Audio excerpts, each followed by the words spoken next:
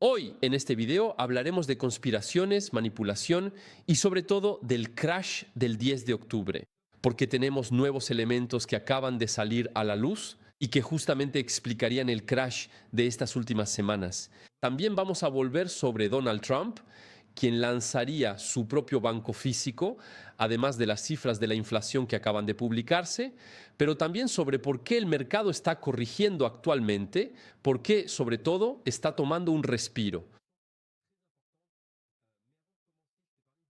Cuando abrimos 10 plazas para el club, ya solo quedan 5. Son plazas limitadas, están destinadas a las personas más motivadas.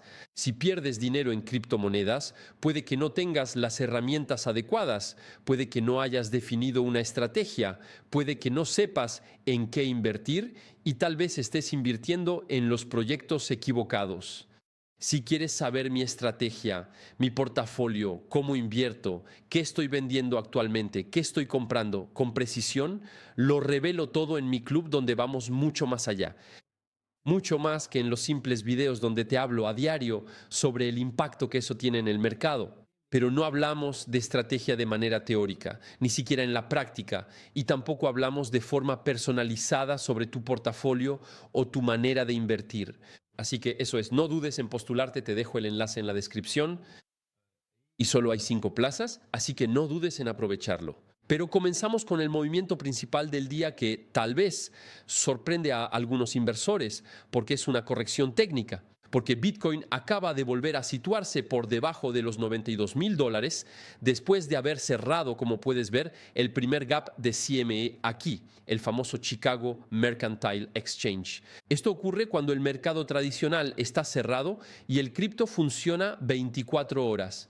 Cuando hay una diferencia de precio importante, es el gap de CME. La pregunta ahora es simple.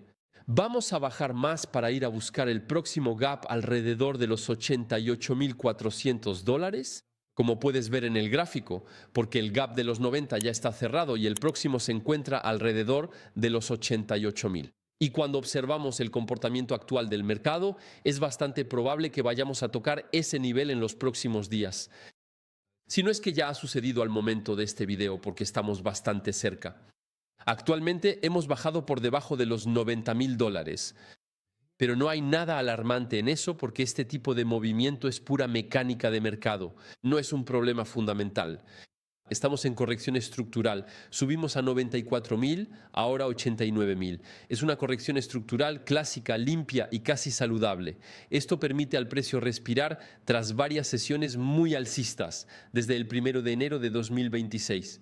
Ayer justamente volvimos sobre la famosa regla de los 5 días. Si no la has visto, la video de ayer, la quotidienne, ve a verla porque también había información interesante, pero después de eso, un pequeño paréntesis sobre el oro porque, discúlpame, el metal amarillo se ha replegado ligeramente alrededor de los $4,480 la onza después de 2 días de subida y simplemente porque los inversores están desplazando su atención con menos enfoque en Venezuela y más en los próximos indicadores económicos estadounidenses. De hecho, hablamos de ello todos los sábados en este canal y francamente, eso es más bien una buena señal para Bitcoin porque hay que entender una cosa. Cuando el oro sube, no es necesariamente porque el mercado tenga miedo, sino sobre todo porque los inversores buscan proteger su capital de las tensiones geopolíticas. Por ejemplo, hay que saber que lo contrario también es cierto. Si el oro se toma un respiro, eso no significa que todo ese capital vaya de repente a volcarse en las acciones o en el Bitcoin. Pero en realidad lo que hay que entender es que no es un indicador directo del riesgo. En cambio, este tipo de pausa suele mostrar que la situación macroeconómica se está calmando y que un entorno más estable suele ser mucho más favorable para el crecimiento del mercado. Y justamente hablando de mercado, te voy a compartir un análisis que ilustra precisamente el comportamiento de los grandes actores cuando el mercado duda, corrige y sufre por la Fed. Porque, y esto de hecho es un comportamiento que incluso podría servirte de ejemplo para los próximos crashes, porque hay algunos analistas que empiezan a preguntarse si Morgan Stanley no ha orquestado, aunque queda por ver si fue intencionado o no, uno de los mayores movimientos de manipulación del mercado de los últimos años o incluso de toda la historia de las criptomonedas. Porque cuando uno mira la cronología de los hechos, da que pensar. Porque volvamos sobre esto. Todo comienza el 10 de octubre. Tenemos a MSCI, que históricamente es una división de Morgan Stanley, que propone retirar de sus índices a las empresas que tienen Bitcoin en su balance. Así que, por ejemplo, como sabes, MicroStrategy también está Metaplanet. Por lo tanto, es un cambio enorme porque los índices MSCI dirigen billones de dólares en flujos pasivos. Y concretamente, significa una venta forzada por parte de los fondos pasivos seguida de una disminución mecánica de la exposición institucional al Bitcoin. Y por lo tanto, una contracción brusca de la liquidez. Entonces, resultado de las cuentas, Bitcoin pierde cerca de $18,000 en cuestión de minutos. Así que eso fue el 10 de octubre. Y estamos hablando de más de 900,000 millones de dólares que se evaporan de todo el mercado. Así que aquí no fue un simple ajuste técnico, fue una bomba. Luego entramos en... Así que eso fue la fase del 10 de octubre. Después entramos en un periodo de 3 meses de presión continua hasta el 31 de diciembre de 2025. Esa era la fecha de cierre de esa famosa consulta. Y durante todo ese tiempo, los inversores institucionales permanecieron paralizados porque no había ninguna visibilidad. Había riesgos de ventas forzadas. Había un sentimiento totalmente congelado porque no se sabía lo que iba a pasar. Precisamente ese famoso 15 de enero. En los diarios, Bitcoin se desploma un 31%. Las altcoins peor. Es el peor trimestre, quizás incluso el cuarto desde 2018.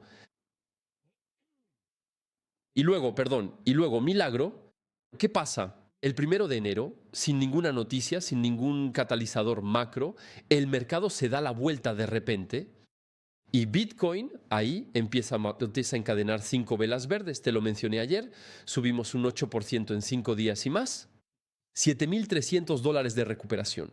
Y todavía no sabemos por qué, pero alguien claramente empieza a comprar de manera agresiva mientras todos aún duermen después de las fiestas de fin de año.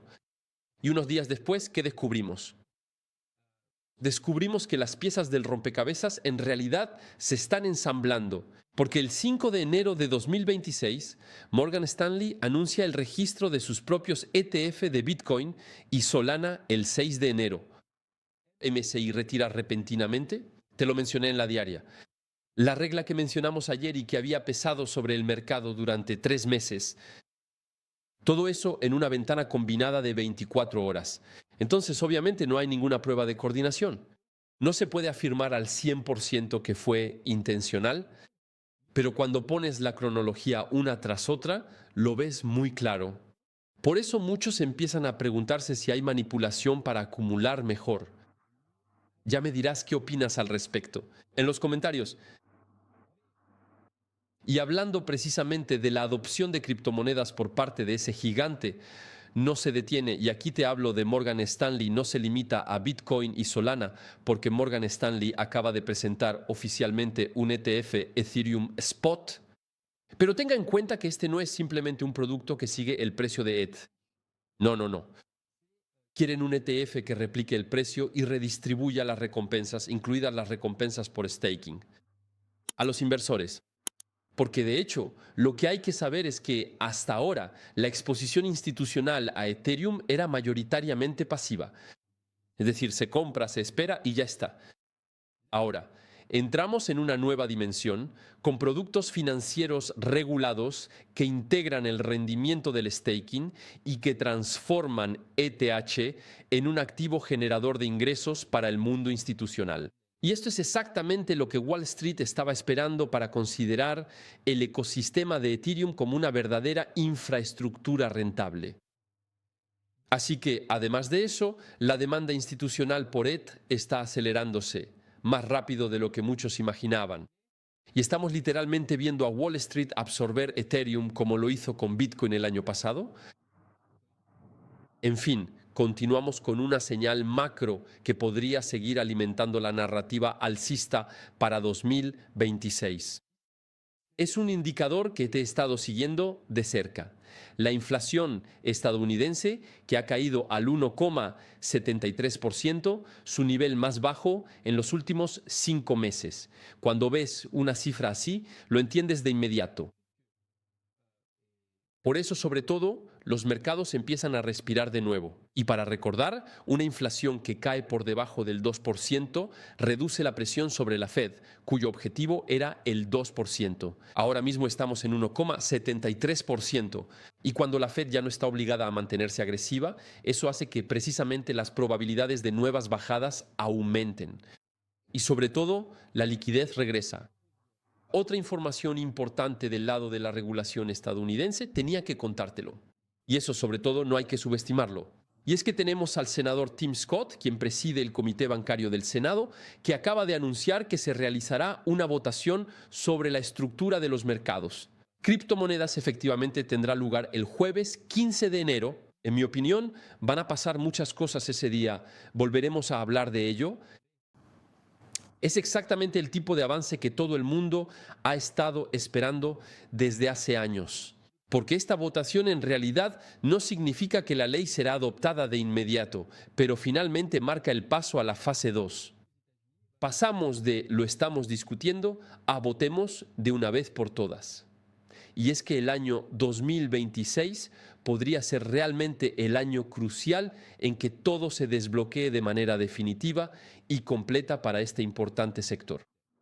Y también pasamos a otra noticia que ha hecho que más de una persona levante la ceja esta mañana, porque el Crypto Venture de Donald Trump acaba de presentar oficialmente una solicitud de Bank Charter en Estados Unidos.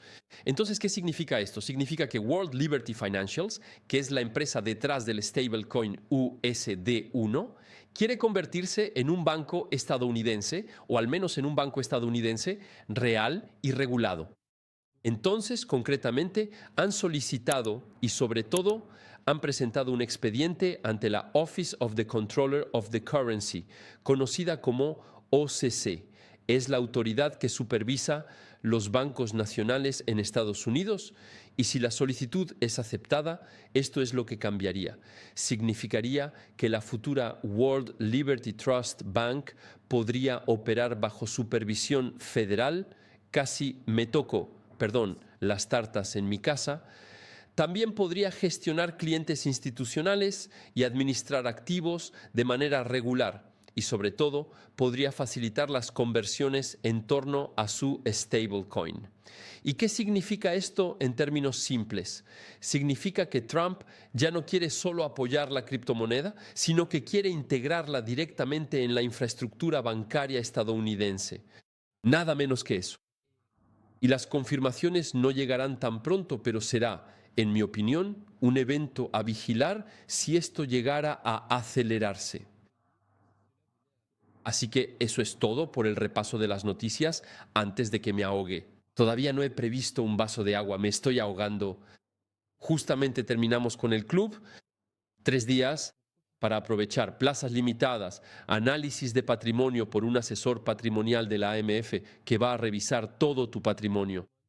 Además, pasarás por las manos de mis coaches, quienes revisarán tu portafolio, tu estrategia y la dejarán perfecta. Y ya verás, te va a sorprender mucho. No dudes en postularte. Es por candidatura. Te dejo el enlace en la descripción y nos vemos mañana para un nuevo video. Espero que este video te haya informado. No dudes en darle me gusta, suscribirte si aún no lo has hecho y nos vemos pronto. Chao, chao.